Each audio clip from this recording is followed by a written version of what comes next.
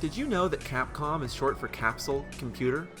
It's what Capcom made back in the day, or at least how they referred to their arcade games. According to an old snapshot of Capcom's website, it refers to a vision of their arcade games as, quote, capsule packed to the brim with gaming fun. Capcom's made a lot of capsules full of a whole lot of fun. Street Fighter, Onimusha, Dino Crisis, Monster Hunter, Mega Man, Ace Attorney, Devil May Cry, list goes on. They make almost $100 billion a year, pumping out some of the most tightly designed, well-executed products on the market. But none of them stand quite so tall as Resident Evil. Resident Evil is not just Capcom's best-selling franchise, it's also Capcom's best franchise. Resident Evil's golden age gave us some of the greatest games of all time. Even the franchise straying away from its own principles in RE4 gave us a critical darling. Resident Evil defined a generation twice. First with survival horror in the 90s, and then again with third-person action a decade later. Inarguably, the series is one of the most influential out there. If you've played or watched anything zombie-related since 1996, you have felt Resident Evil's ripple. Alex Garland used Resident Evil as a primary source when writing 28 Days Later. Edgar Wright used Resident Evil 2 as a primary source when creating Shaun of the Dead. Even works outside the genre like Gears of War or Metal Gear Solid can be traced back in some way to some foundation laid somewhere in Resident Evil. The seed that would grow into a 105 million unit selling international phenomenon started right around here, Rikyo Street, Ikebukuro. Somewhere between Rikyo University's campus and the litany of cafes and shops on the way to the station circa the 1970s, a young student named Kiyoshi Kurosawa cooked up ideas for films he could make on his 8mm camera.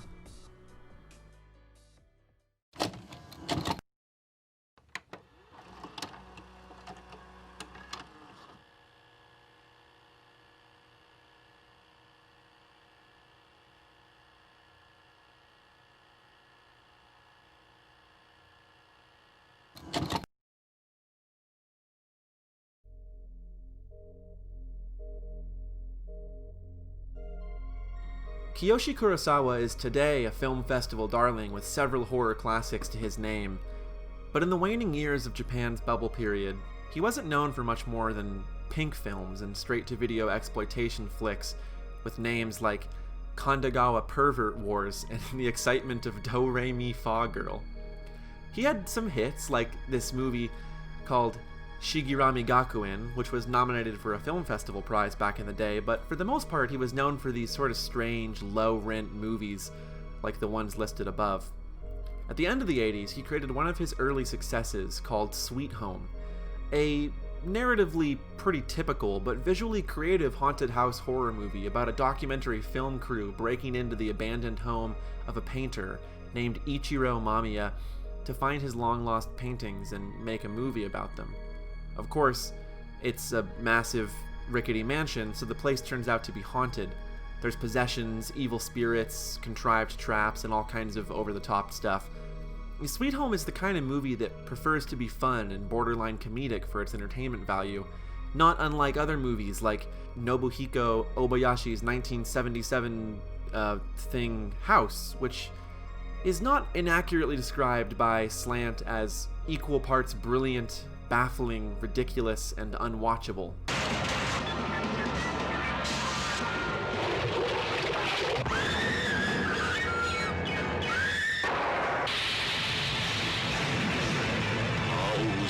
It's a good movie, though. Especially in the 80s, Japan was a hotbed for young creative artists with strange and unique takes on their forms.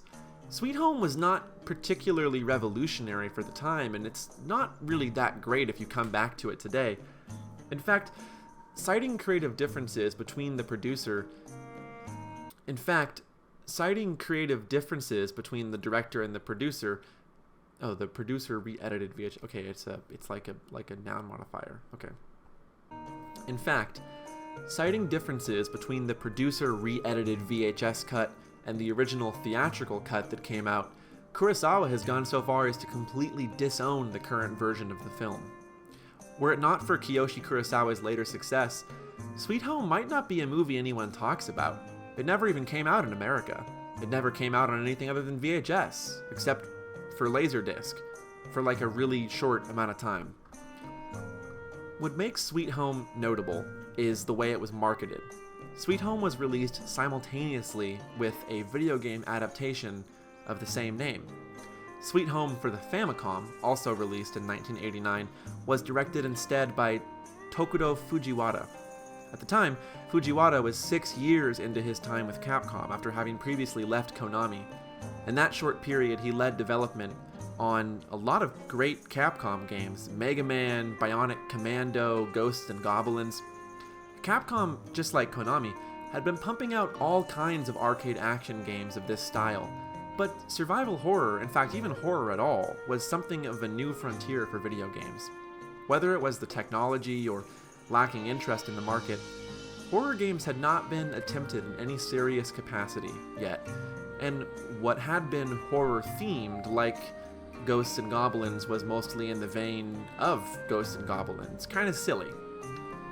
Fujiwara seemed to see the creation of Sweet Home's adaptation as an opportunity to push the envelope, and even toured the set of the film and met several times with Kurosawa for inspiration during the creation of the game. Knowing the game would not work without taking some pretty substantial creative liberties, Kurosawa gave permission to Fujiwara's team to rework the film's plot and even diverge entirely from it if required. After all, even the original movie was more about the set pieces than the story. Sweet Home would be a bit more thoughtful, a bit less action-packed than Fujiwara's previous outings. It would replicate the experience of exploring a haunted house by taking place inside of one large, interconnected space full of puzzles, traps, and hidden enemies. It would emphasize inventory management and backtracking. Well, you start to see how it ties together, right? Sweet Home was an RPG. It had 5 playable characters, which can be divided into teams of 2 by the player while exploring. Each character had their own key item tied to their role in the group, and each item was integral to at least some of the puzzles hidden in the mansion, requiring the use of all 5 characters. A lighter, a camera, a lockpick, a medkit, and a vacuum cleaner? As RPGs are wont to do, the game featured random battles in this first-person Dragon Quest-style view where the players act as a party to defeat monsters. Unlike other RPGs, this one also had traps that could instant-kill characters if improperly reacted to. If a party member dies in Sweet Home, the game permanently killed them for the playthrough, and dropped their key item by the corpse. Depending on several choices and who lives and who dies by the end, Sweet Home, even in 1989, contained 5 separate endings. Of course, none of them adhere to the plot of the film. By all metrics, Sweet Home was a bizarre game for its time. It pioneered concepts and design styles that wouldn't be fully recognized for the better part of the next decade. It, seriously, in 1989 had diary entries and notes scattered around the world, an innovation of storytelling in games that most people recognize as not truly adopted en masse until System Shock. Like any NES game, its foundation is a little bit shaky 3 decades later, but the basic blueprint laid out by Sweet Home would continue to serve as a source text for the genre it helped to create for many years. Even Resident Evil 7, probably the most successful AAA horror game of recent memory, begins with a tribute to Sweet Home. A documentary crew breaking into a rickety mansion, a poltergeist, a VHS tape.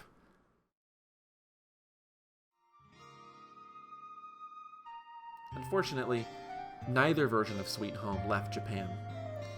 Fujiwara's game is often cited as one of the Famicom's strongest, but for one reason or another its content was deemed unsuitable for Western audiences. The survival horror genre got its second chance when, a couple years before the launch of the PlayStation 1, Fujiwara got the itch to see what this new technology could do.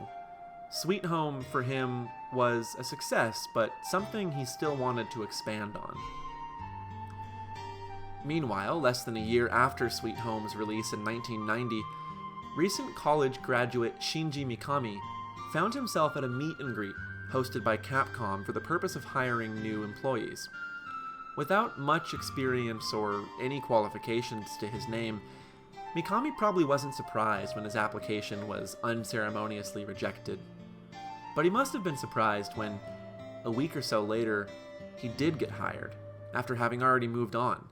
It was out of the blue, according to him. He started as a junior game designer and worked on some forgotten projects like a quiz game for the Game Boy, an adaptation of Who Framed Roger Rabbit, and likely several other minor projects before his first big break. Aladdin, for the SNES, was his first real hit. And its success, along with, of all things, Goof Troop, actually helped him get noticed by a higher-up, Fujiwara. Mikami, still young blood, was chosen to direct Fujiwara's pet project, one that Fujiwara himself would oversee as a producer. It was to be a PlayStation remake of Sweet Home, an attempt to create the prototypical haunted house video game, complete with intricate and interconnected rooms, puzzles, and strict punishing combat. Though Mikami may have seemed like an unsafe choice for such a personally important project, he had proven himself quite the talented game designer since starting with Capcom. More than that, according to Fujiwara, Mikami hated being scared. For Fujiwara, that meant that Mikami probably understood how to frighten as well. In 1992, though, Capcom didn't have the rights to Sweet Home anymore, so they had to make their own world. Fujiwara and Mikami began development on what they called Biohazard, what we know as Resident Evil. 4 years later, it released to critical and commercial acclaim and became one of the first truly large hits for the PlayStation. Sweet Home may have pioneered survival horror as a genre, but Resident Evil realized it. The original 1996 game is so influential that it would not be hyperbole to say that every following survival horror game is either a response to or an extension of those concepts. George Romero, father of the modern zombie movie, even said that it was Resident Evil, along with House of the Dead, that did the most to revive the zombie genre after it fell out of popularity. The game is set in the summer of 1998. On July 24th, a string of inexplicable murders occur outside Raccoon City, and the Special Tactics and Rescue Service unit is assigned to investigate. The group is split into two teams, Alpha and Bravo. Bravo team is the first to investigate the site of the murders, but something goes wrong and their copter crashes, spurring Alpha team into action. Alpha team, including the first appearances of series regulars Chris Redfield, Jill Valentine, and Albert Wesker, goes to the crash site, but gets attacked by rabid dogs. There's not much to do but run, and they aren't prepared for the situation. They end up taking refuge in an abandoned, rickety, haunted mansion in the woods. And well, you know where that goes. Its B-movie presentation today comes off as really more silly than anything, but the mechanical core of the PlayStation version is just as strong today as it was. Its atmosphere was also, for the time, a technical achievement. In the heyday of the PS1, 3D graphics were just taking their first steps. The most successful three-dimensional games often worked because of cartoonish aesthetics or stylistic masks that gave them visual appeal, while counteracting the lack of visual fidelity. Certainly some devs opted for a more realistic approach, but modeling for the PlayStation usually meant low poly, low resolution assets, without much room for added detail. If you look back at these games, you'll see a whole lot of flat colors with little to no shading on this system, lots of warbly and awkward edges whenever something breaks from straight angles or easily defined shapes. Resident Evil instead opted to use pre-rendered backgrounds. The environments in the game are static images in which the characters and enemies move on top of as 3D models. As you go further into the background, the character appears to be moving in 3D space because the character scales smaller. Similarly, Chris or Jill will scale larger or grow as they approach the camera. Pre-rendered backgrounds help the game achieve visuals far above what could have been done with traditional methods back at the time, and the tone of the game, even today, just comes across marvelously. It's not just the visual quality of the backgrounds either. It's the framing of each room and camera angle is intentionally leveraged to great dramatic effect. Look at how the angles enhance the feeling of unease by carefully obscuring parts of the mansion from the player.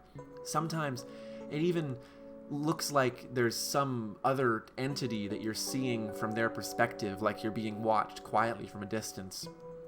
There's a real tactical care taken with the layout of these shots, such that even well after playing, lots of these moments still live in my head.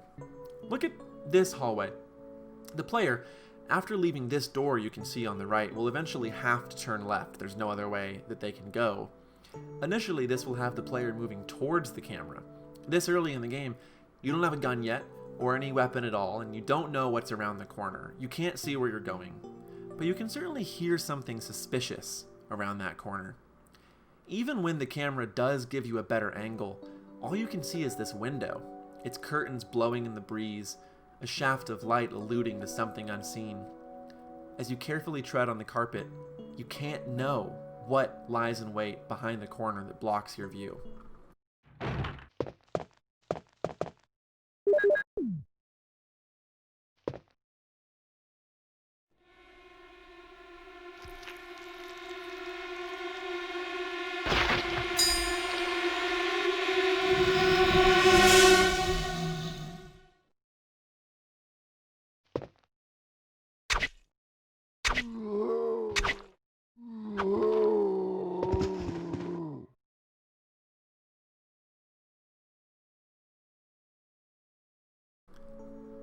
The whole game is full of these brilliant, manipulative moments. It's a pretty game for the PS1. It's also a dang excellent game for the PS1, with mechanics so tight, Mikami wouldn't top them until he remade them. The gameplay, the sheer cohesion, and mechanical soundness of Resident Evil 1 is a masterclass in design. It's a magnum opus. Resident Evil 2 expanded on the formula and brought back Hideki Kamiya in to direct a more exciting, quick experience. Resident Evil 3 brought things further with the introduction of light action mechanics like dodging and quick steps, and the series even branched off into side stories like Code Veronica. There's countless clones inspired by RE, even ones made by Capcom like Onimusha, that would continue to spread the seeds of Mikami's game. Much like the idea to remake Sweet Home by Fujiwara with newer tech, Mikami eventually decided that he would like to do the same for Resident Evil around 2002 for the GameCube.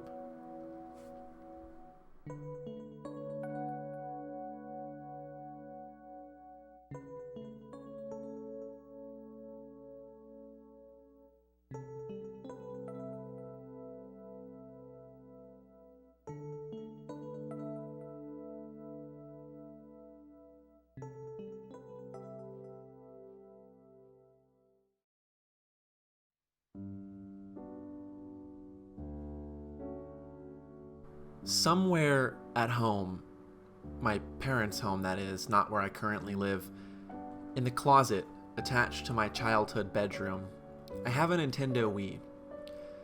Most of the game consoles I had growing up are gone now. I sold them for trade-in cash so I could get new games, but that Wii is still there. Lots of its games were sold too, but there is one disc tucked away in that closet, a GameCube copy of Resident Evil Remake. Like Fujiwara before him, Mikami actually made Remake because he felt his original game hadn't aged well. With the new generation of consoles, he felt he could make something closer to his original vision. Nintendo had just recently made a deal with Capcom for exclusivity of most of the Resident Evil games, and in fact, the rest of the series up to that point was planned to be ported directly. It was just that first game, RE1, that Mikami decided himself needed a facelift. At the outset, Mikami was only given 4 programmers to work with. Not only that, but the GameCube was too new as hardware for anyone involved at Capcom to know its quirks or limits or really how to work with it. The plan, out of the gate, was to recreate Resident Evil 1 with fully 3D environments, but performance issues got in the way and forced the team to return to the pre-rendered background technique they used in 1996. Not only was that not a mistake, but the use of pre-rendered backgrounds in Remake is precisely what makes the game timeless. In Resident Evil circa 1996, the directorial lens that lived in every frame of gameplay served as a presentational method of creating and controlling tension, not unlike a director has over a movie. They afford an influence over atmosphere no other kind of PlayStation 1 era rendering method could, but they weren't yet armed with the real punch that slept in that potential. Taken out, shown at full resolution and removed of any display fuzz, the backgrounds from the PS1 are genuinely gorgeous. Some of them, mostly from Resident Evil 2, even have a kind of haunting, melancholic quality.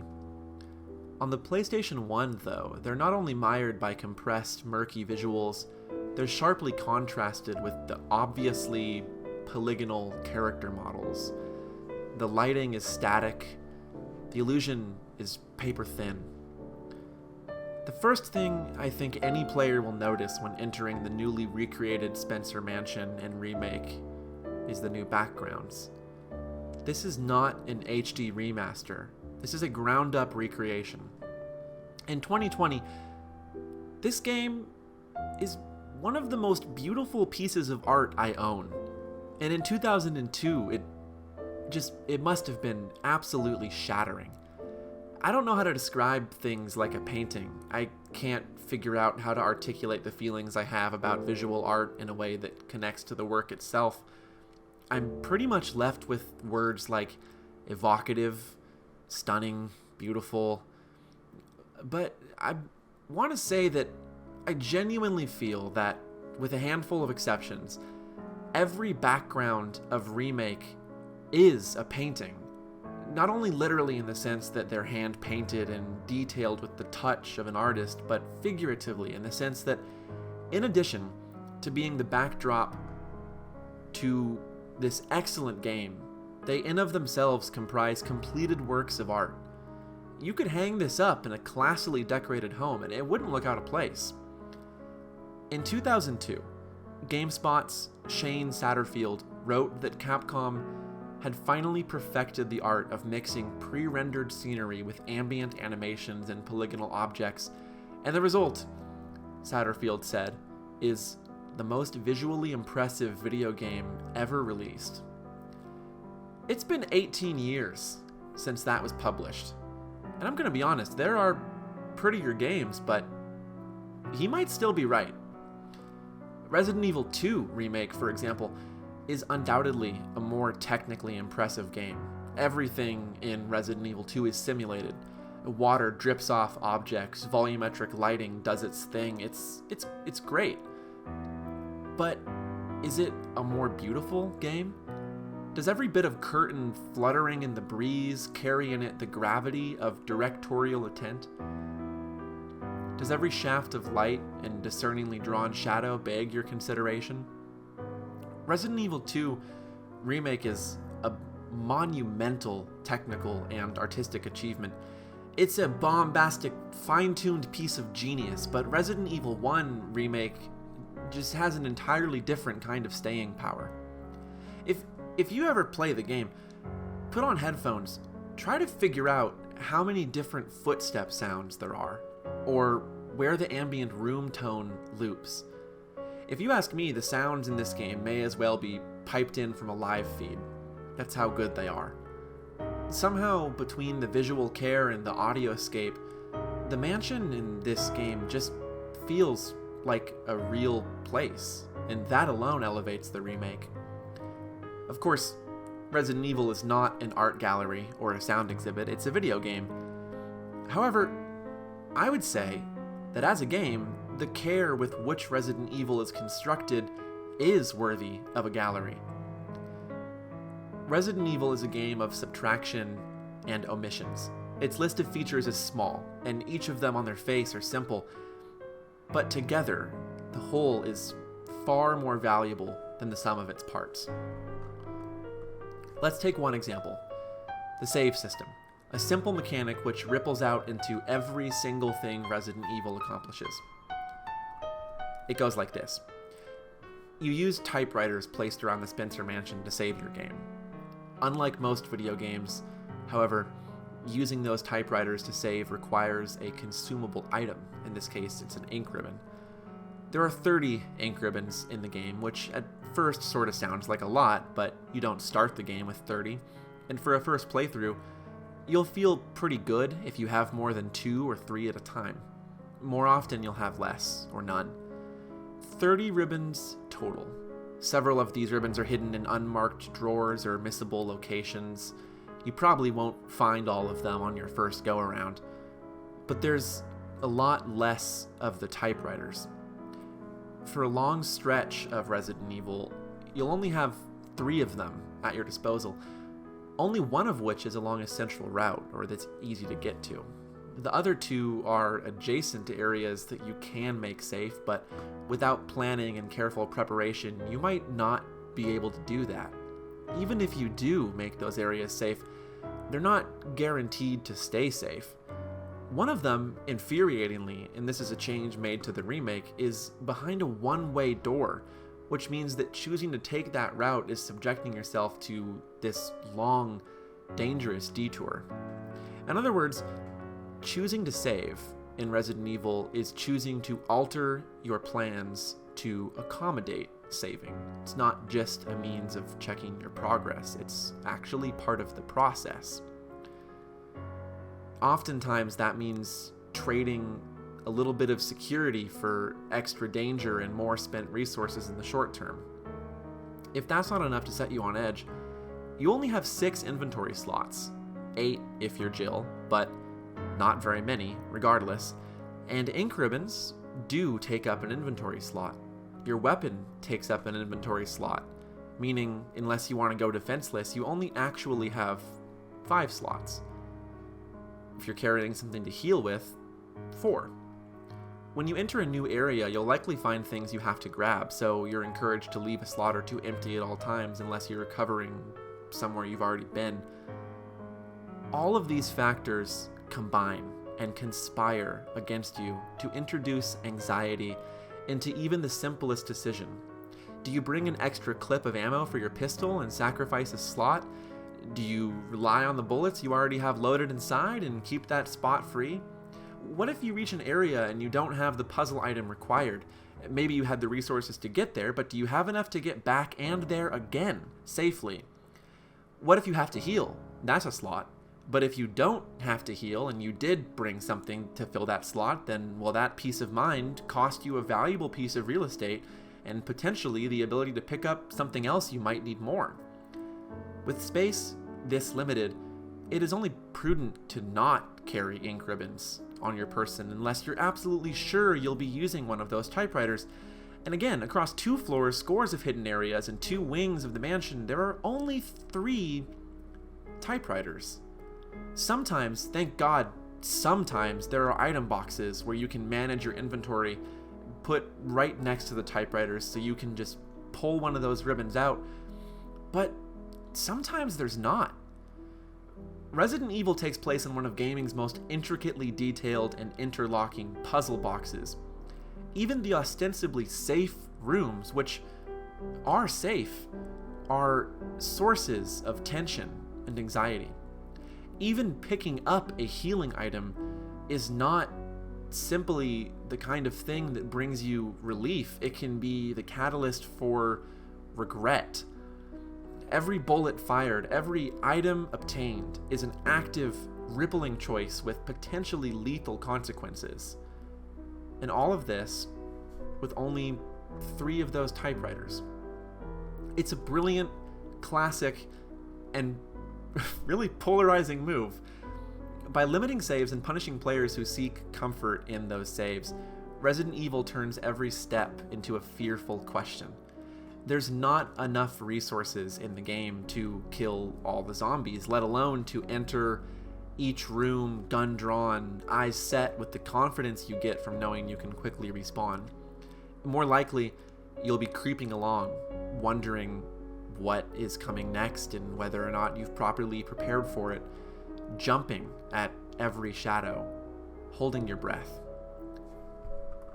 Resident Evil demands your focus. The effect of that is amazing. Ask anybody who's played this game, they probably still have a mental map of the Spencer Mansion burned somewhere into their brain. And not just a set of rooms like a blueprint, more like a real sense of space. You see, I know what corridors of this house I feel comfortable using as passage. I know what halls are safe to use, and what ones I'm not comfortable going into.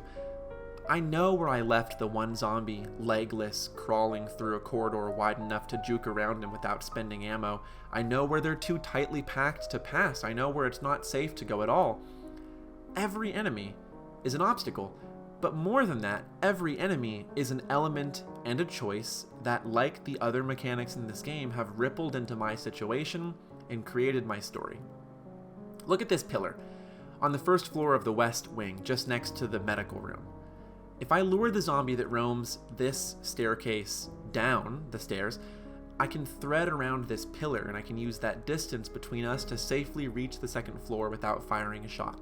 The staircase itself is too narrow to pass the zombie without using this trick, so that means that when coming downstairs from the second floor, the passage isn't safe.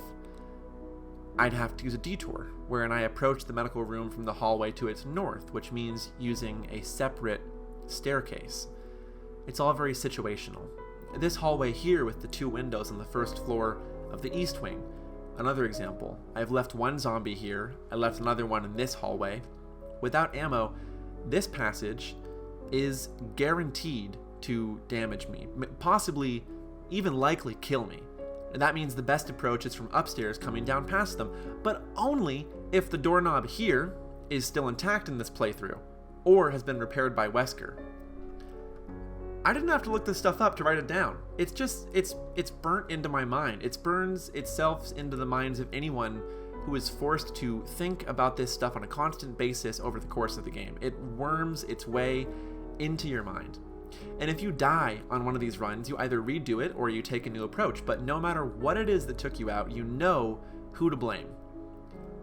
By holding every minute of progress over your head, by making everything you do a part of what came before and after. Resident Evil lives in tension and anxiety all the time. It is an anxious and disquieting experience in a way horror games reliant on atmosphere and narrative alone are just not. It doesn't tell you the situation is dire. It puts you in a dire situation and puts the blame on you, and the onus is on you to fix it.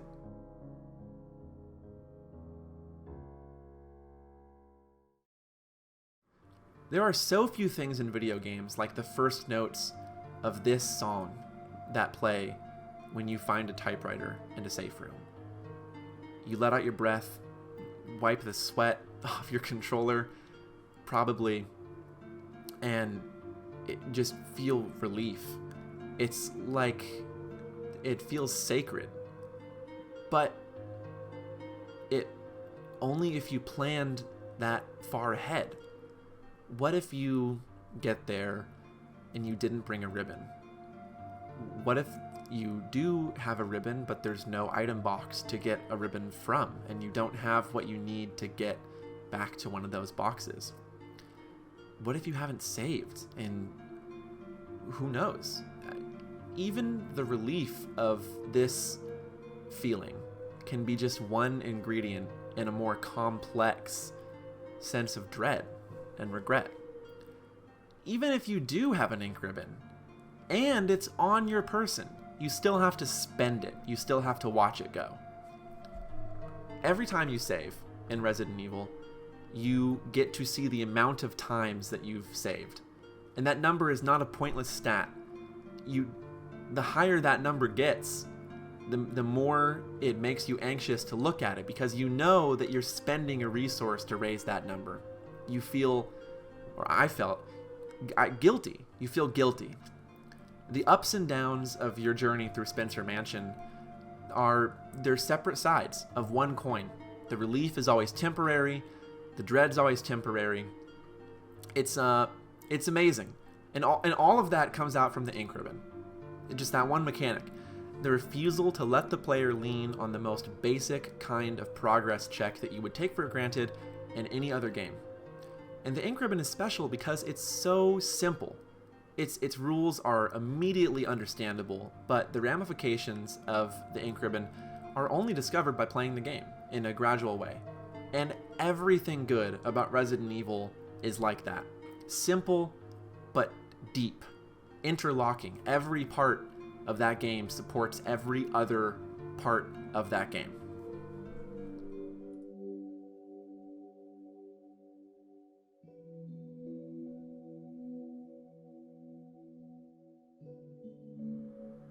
The game uses tank controls, which means that rather than moving relative to the camera, the character moves relative to the direction that they're facing. For example, in this shot, you wouldn't move into the foreground by pressing down, but rather by pressing forward, since the character is facing towards the camera. You turn left and right with the respective directions on the controller. You can even 180 by pressing opposite the direction of whatever you're facing, and at the same time as the action button. It's called tank controls, but the effect is more like driving an old reliable car. Tanks have to stop completely before turning. Resident Evil characters don't.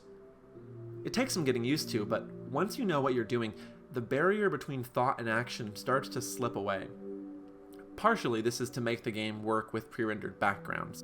Because the camera angle changes frequently, having camera relative movement would be a whole lot more disorienting than just taking a few minutes to get used to the really quite good controls. If you don't believe me, try putting Remake in the settings to the modern controls option. You can do it, it just sucks. Even though tank controls are easy to get used to, they still come with restrictions. You turn slowly, you back up even slower. It can be difficult to smoothly maneuver through enemies when your turn radius is so wide. None of this is an accident. Just like every part of the game, Resident Evil movement is deliberate and integral to the moment-to-moment gameplay. You don't move around the mansion to get to the good parts. Moving around the mansion is the good part. Again, if you don't believe me, remember that even when Shinji Mikami advanced the series with Resident Evil 4, he didn't trash this movement system. The game has full 3D environments, but it controls the same. Even the subsequent games, all the way into the 7th generation, didn't ditch this system. Resident Evil 5, an all-out action game with breakneck pacing, still used tank controls. And that game rules. Clearly, somewhere beneath the initially clunky feeling of that input method, something brilliant sleeps. It's not an accident. We've already discussed the way that movement can become strategic with the pillar example from earlier, but it is more present than just in small moments like that. Moving through groups of enemies, especially fast ones, is the kind of thing that has to be planned. You simply can't react quickly enough in most situations to back out of a mistake, so even considering what hallway you feel comfortable taking becomes an element of the equation. You see, Resident Evil is not, for the most part, about fighting zombies. It's about unraveling the puzzle box that is the Spencer Mansion, while all the while contending with zombies. The enemies are an element of the environment that requires careful negotiating. We've already discussed how inventory space limitations are not a quality of life failing, but rather an incentive to strategize. Such is the slow, deliberate movement. Such is the lack of ammo, the restrictive camera angles, the ambiguity of any given enemy's remaining health. You're never sure if you have enough, you're never sure how close they are to dead.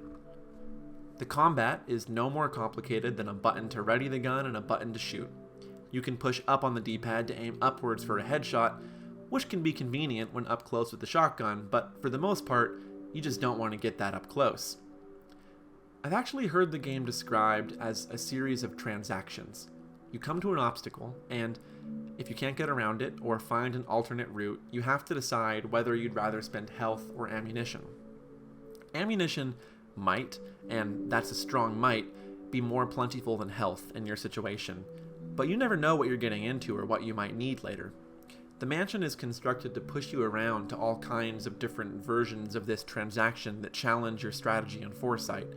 Even solving puzzles requires the inventory management and traversal and all that, and we've already seen how that constructs atmosphere, tension, and challenge purely through mechanics. In Action Button's review of The Last of Us, Tim Rogers spends a great deal of time breaking down the different modalities of a video game, defining those as the types of things or modes a game puts the player in throughout its runtime. For example, The Last of Us has a mode of scrappy, desperate combat, a mode of quiet scavenging, and a mode of walking, conversational in-betweens. Its pacing lies in the careful shuffling of these modes. The Last of Us, Tim argues, expertly mixes all of these modes by allowing each of them to affect the other. Scavenging dictates the conditions of combat. Combat and scavenging set the tone for and break up the conversations. The conversations glue the modes together and exist through all of them. I contend that The Last of Us exhibits a cohesion because it is strictly, excruciatingly directed. There is no moment of tension in The Last of Us that Neil Druckmann's team did not construct deliberately and dole out to the player in precisely the way it was intended to be seen. Resident Evil has its modes: explore, strategize, battle, navigate, etc. These modes are not alternated between. They all coexist. Every moment of Resident Evil is a player-directed balancing act. Every time one of these modes begins to outweigh the other, every time a fierce battle becomes a flee to safety, and every time a march down a hallway grows lonely, it can be traced back to the actions and choices of the player. In Resident Evil, you are the director. The game is your stage. It's an infamously rigid game, but in actuality, Resident Evil is mechanically reactive at almost every turn. The difference is that its fluidity is understated and quiet.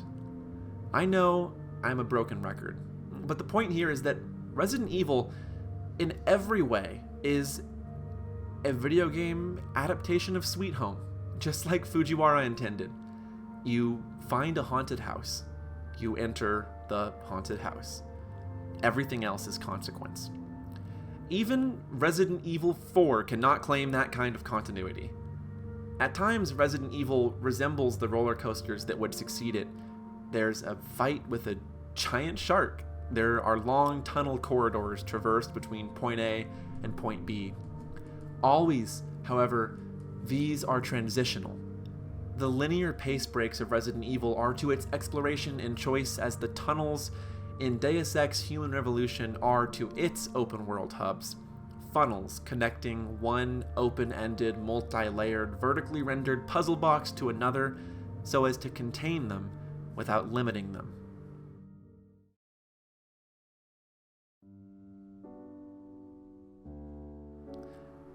One time, at PAX, I saw a poster that showed the entire map of Dark Souls in one image.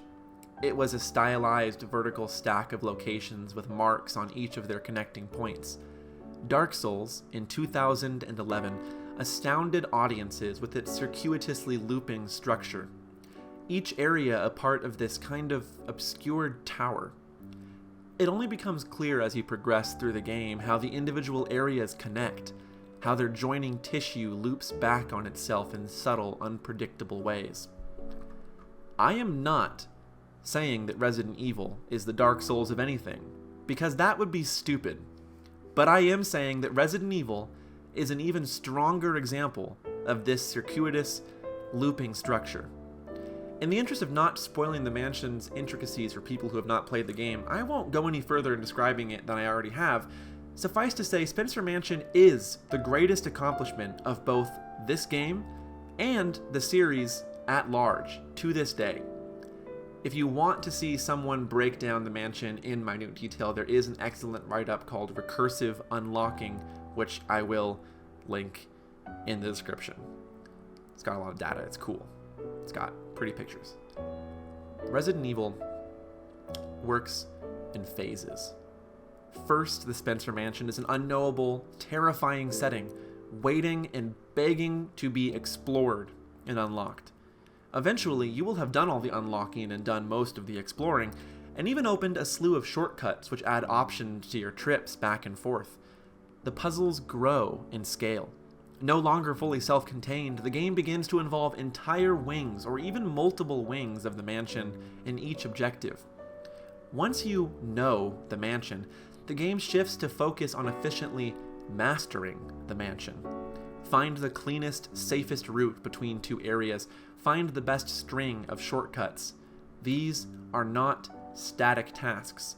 They rely on where you did and did not leave enemies alive, what you did and did not do, and what you brought with you. Remember, there are a limited number of zombies in the mansion. There are a limited number of bullets in the mansion. There is no way to kill them all, so which rooms or hallways you chose or will choose to clear out, and where you leave enemies loitering becomes another choice on your path to victory, and another element of your direction.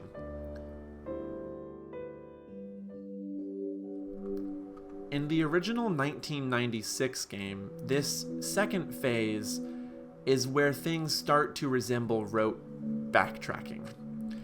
Like that bad part of Metal Gear Solid 1 where you have to get those 3 keys to, something to do with lava, I think. That part. But in Remake, with the lightest of touches and just a few new mechanics, the latter phase of the Spencer Mansion is transformed from the least interesting part of the original game to arguably the most engaging stretch of Resident Evil gameplay in the series. If you've played the game, you know what I'm talking about. If you haven't, well, you should. I hope this video convinced you. Go buy the game, it's on PS4, it's fun. When I started writing this video, I intended to delve fully into the game, to talk about it, full spoiler.